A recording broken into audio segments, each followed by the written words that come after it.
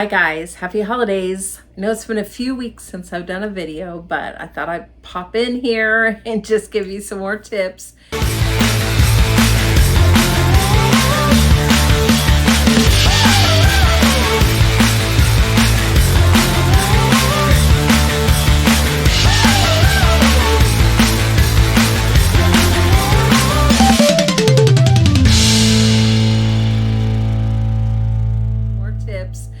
And see how you're doing. If you want to tell me in the comments, that'd be awesome. Did you have a nice Christmas and New Year's?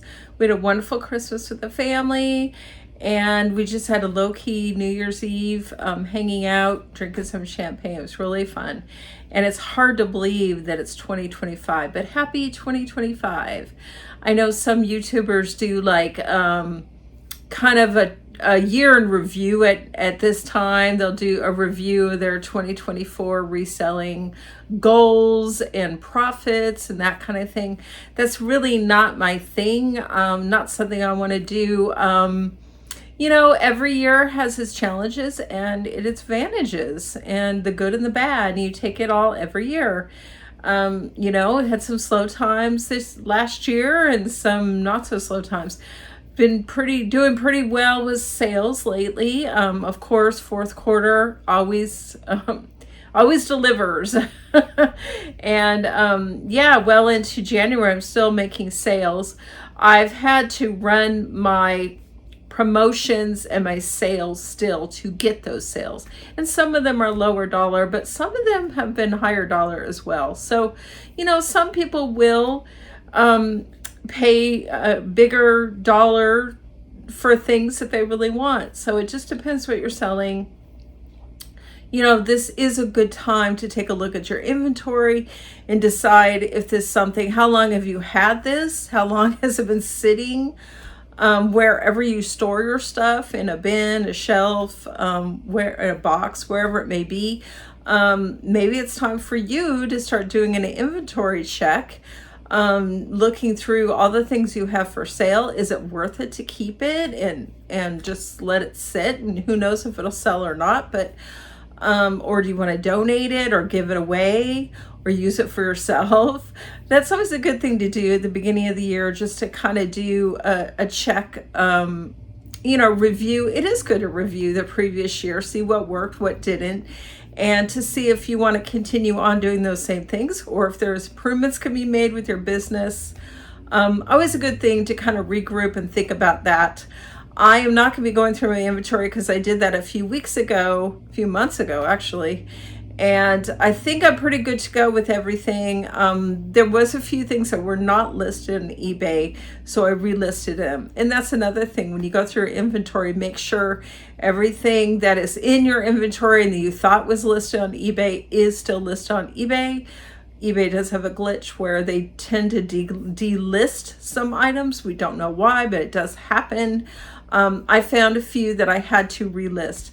The good thing about that, I guess, is you can maybe get a sale this time. It's a brand new listing. Maybe more people will see it this time and somebody will buy it. The bad thing, of course, you have to do the listing all over again. You got to take the pictures again. You got to research it. You've got to get it listed. So yeah, there's more work involved, but you know, it happens. So for me, I'm going to keep on using the knowledge that I gained in 2024 from YouTuber videos and for my experience, what worked for me, what didn't. I will continue and improve upon that. I am just going into it with a positive attitude. This is a new year, a brand new year to start fresh and just, you know, just do better. Make your improvements. Just vow to do better. You know, we are fallible as human beings.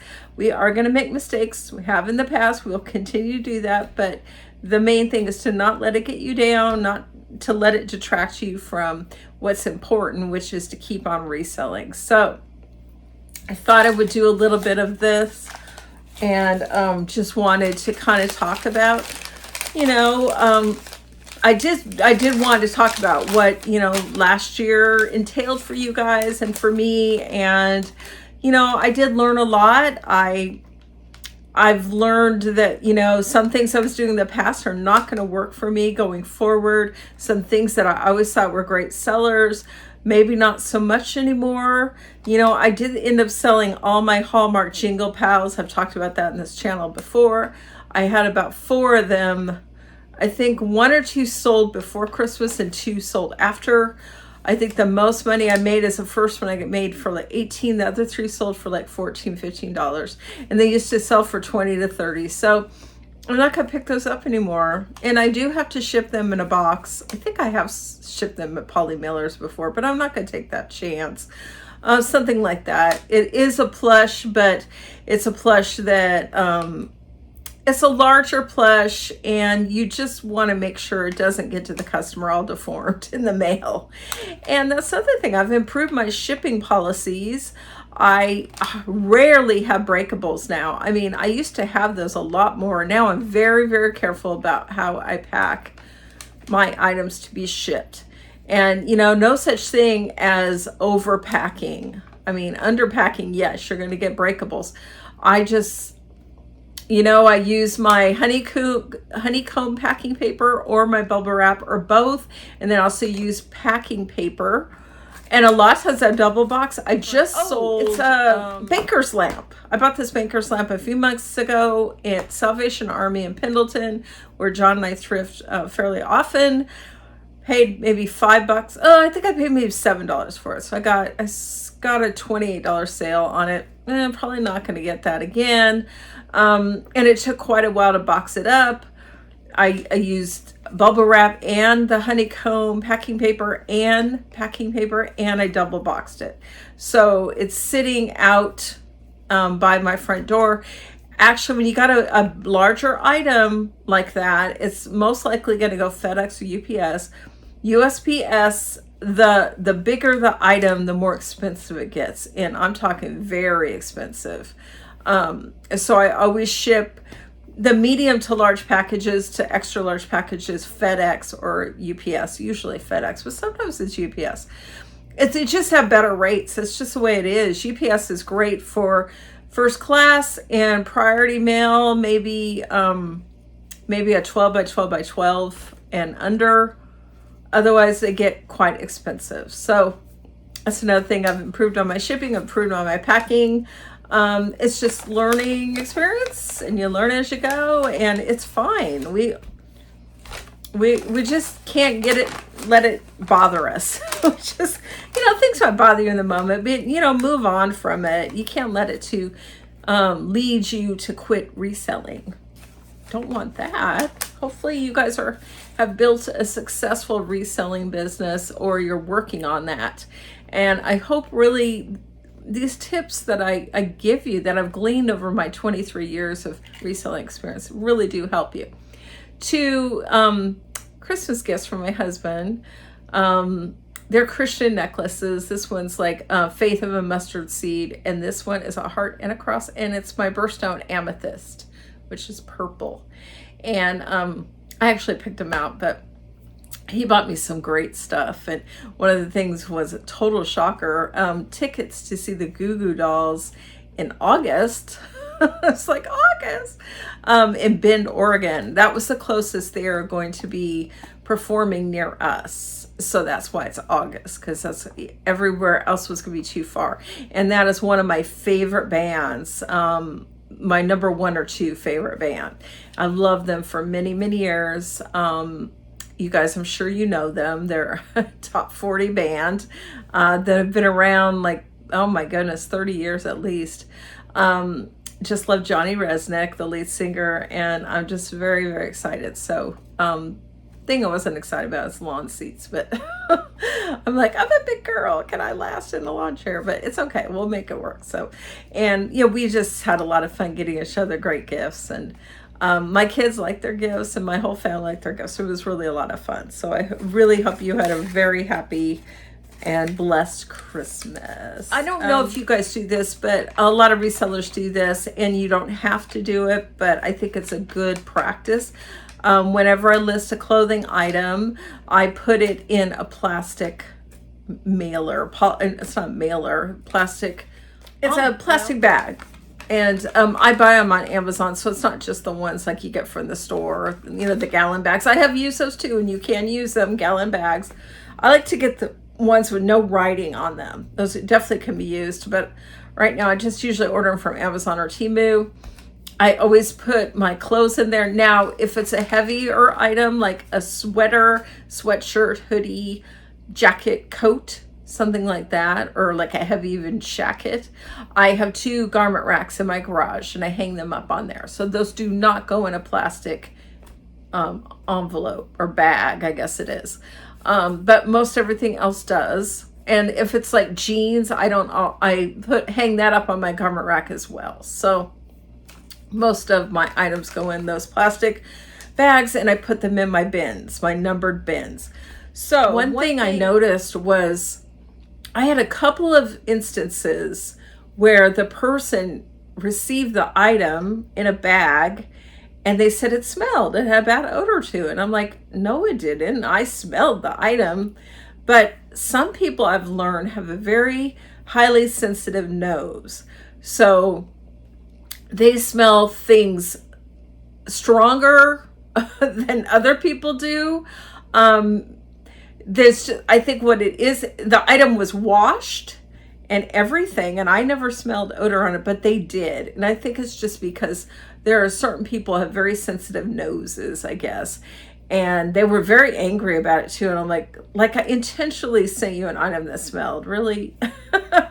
But yeah, I had that happen a couple of times, and I'm like, this is really strange. And then I figured it out, and they must be very sensitive to smell. I've heard of I've known other people like that. So I don't know if this helps or not, but one of the things I do because of that, when I use my plastic bag, I do not seal it completely. And maybe I do when I put it in my bin, but when I sell it, I open up one side of it. So it's only partially sealed. And my thinking is that it's going to air out the item, and maybe I'll take some of the smell out of it. I don't know. These are items.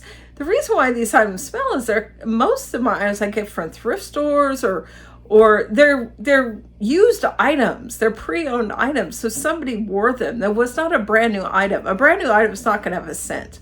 But when you have somebody who's worn something, they sweat in the item that has their body scent in it. So even though you wash it, maybe some of that lingers. So I think that's why some people can smell. I think it's a very small population of people who can smell a laundered item, something after it's been washed and cleaned.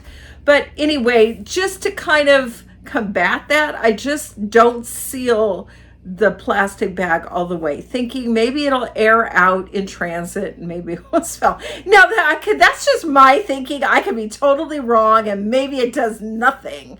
But anything you could do to help out the customer to avoid an unhappy customer or unhappy situation. So that's just one of the tips that I wrote down. Also, when I buy packing tape, I buy it from, if it's an eBay supply coupon, I buy the eBay packing tape, and that lasts me a long time. They send you 12 rolls, and they give you eBay gives you $25 every quarter towards supplies. So most of the time I get the eBay packing tape, but if I have enough of it, I'll get eBay boxes. I have gotten bubble envelopes before. I don't usually get the tissue paper, but I have gotten that before if you want to wrap things in tissue paper. Anyway, so the eBay packing tape I get from eBay. Otherwise, I get my tape from either Amazon or Temu, and it's a colored tape. I get different colors. I don't know. I'm a color girl. I like colors. So in my poly mailers are colored too. I hardly ever use those plain white ones. I just, or gray, whatever they are. I just like different colors. That's just me. So, and I also get the ones with flowers on it, or for Thanksgiving, I got like autumn leaves, and Christmas, I got like a Christmas bow. I don't know. That's just me. And maybe it's a girl thing. I don't know. But I usually don't like the plain poly mailers. But I just ordered some plain poly mailers because they were the size in between. They're like 17 to 22. So my poly mailers are, I have the really small ones, but I rarely use those. 9 by 12, 8 by 13, something like that. Then I have like 17 by 12 by 17. And then I just ordered 17 by 22.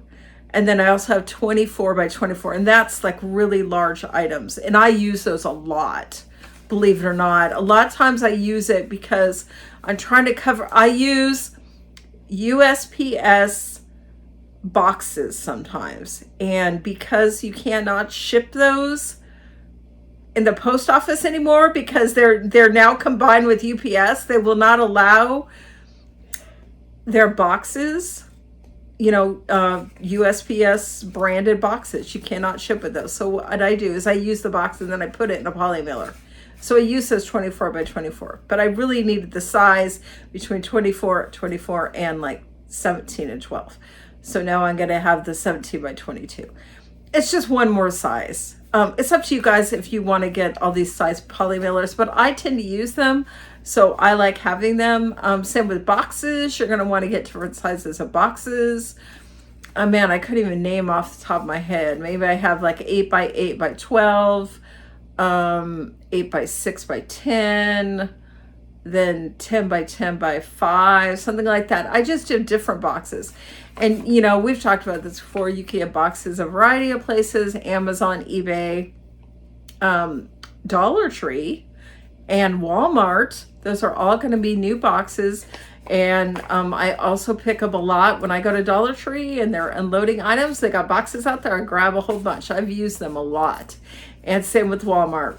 I don't go look like behind the store. I've done that before, looking for boxes. But if I'm in shopping and they have a lot of those boxes, I think it helps them out. It helps me out, because they don't have to get rid of the box now. I've taken it off their hands. So, and I've got them at Grocery Outlet too. So, but you want to have various sizes of boxes, various sizes of poly mailers. And you obviously, this goes without saying, but I'll say it anyway.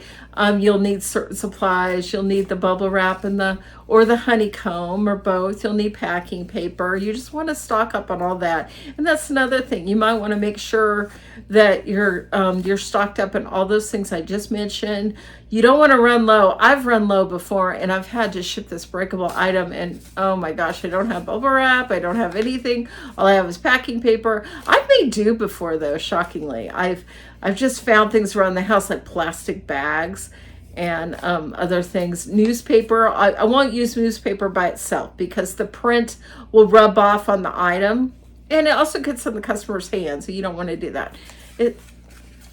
So I will put newspaper in like a plastic bag. It's funny, when I first started selling on eBay, like 2001, and a lot of people just use newspaper because you didn't have all the things we have now. And I don't know when Amazon started, but we didn't have like packing paper like we do now. So people used to just use newspaper to pack their boxes. I remember I used to get like the is it the LA? No, it was the Oregonian. I get that on Sundays because my son loved the comics and I loved the coupons. I used to be a couponer. I'm not anymore, but I used to do a heavy duty couponing, like that show. Extreme couponing. I think that's what it's called. Anyways, but everything evolves. Of course, when you start a company, certain things are okay, and then certain things aren't as you go along. I might have done this once, but when eBay first started, you were able to accept checks. So people could mail you a check. Once you received it and deposit in your bank account and it cleared, then you could ship the item. Isn't that shocking? Nowadays, that's just shocking. Back then, they didn't have as many as fraudsters as they do now, with people writing bad checks and stuff like that. So, yeah, it's just crazy how that works. Just over time, things evolve and things change, and eBay got better, and as well as other businesses. As time goes on, inventions happen, things happen. You just start now using bubble wrap and packing paper instead of newspaper, and people don't mail checks now. They pay you electronically. either with their credit card or their bank account. It was PayPal for years, and I really love that. eBay used PayPal for years, and it was really great because you got paid instantly.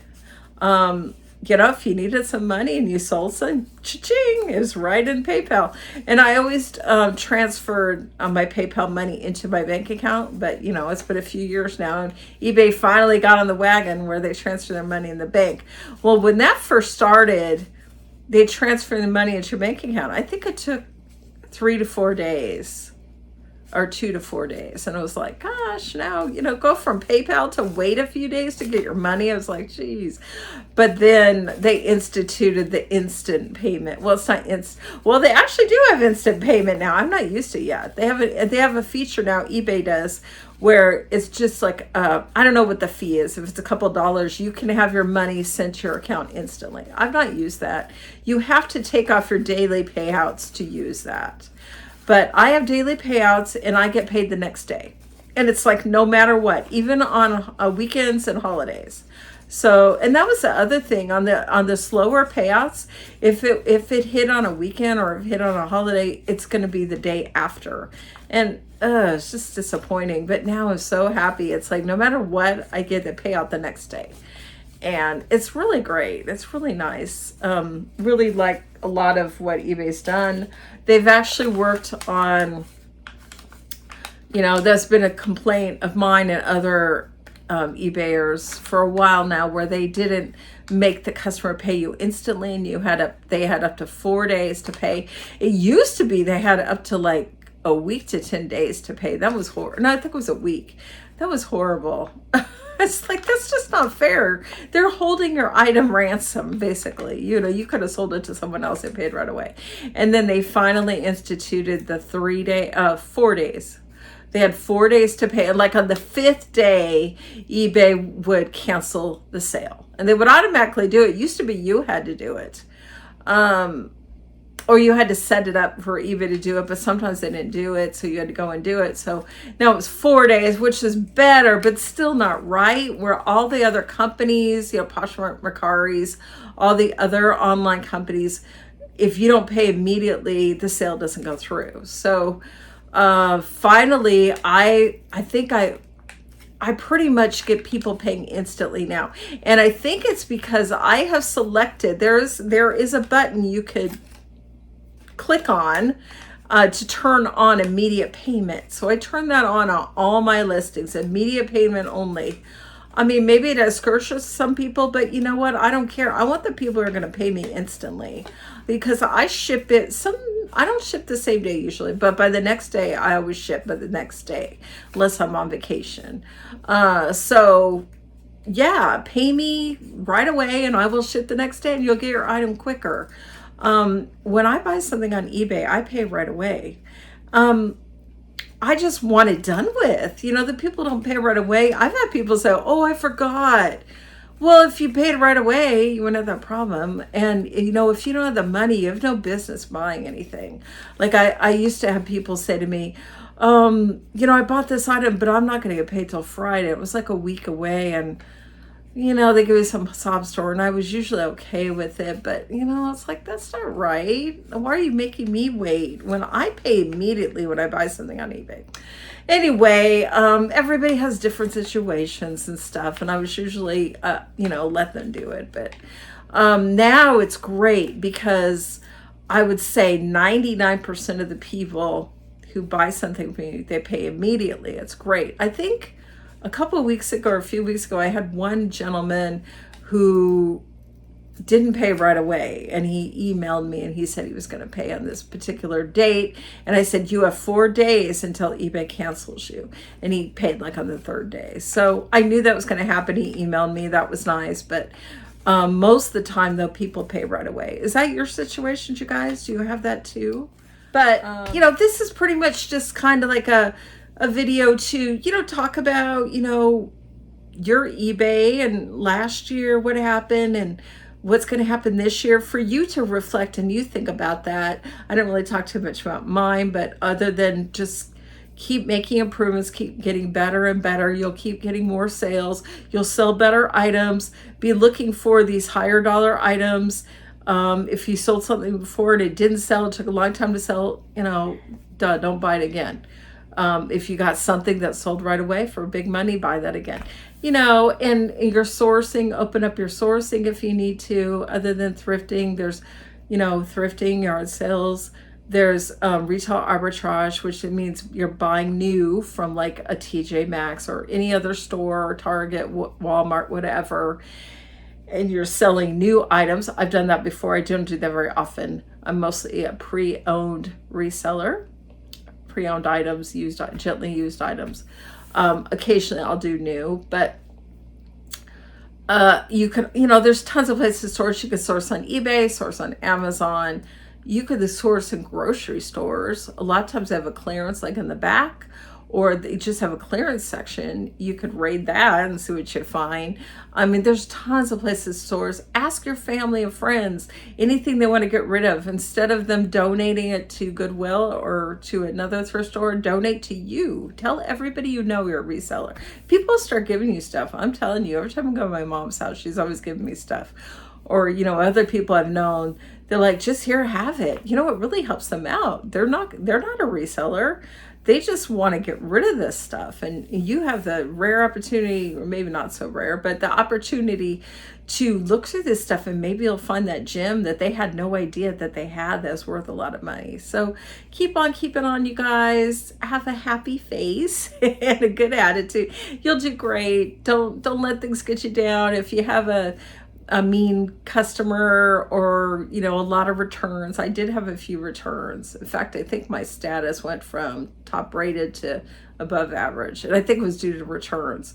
But that happens this time of year, and sometimes you can't control it. They weren't anything that was my fault. It's just they didn't like the item or something. So returns happen. Yeah, it's a bummer, especially when it's a big return. You got to refund them, but you move on. You'll keep getting the sales to make for that. So all right, I hope to see you guys a little sooner. I'm going to try to be making videos more often, but Happy New Year. Love you guys so much. Please like and subscribe and share this video, and send me a comment. I'd love to hear from you. All right, guys, happy 2025, and I'll see you next time.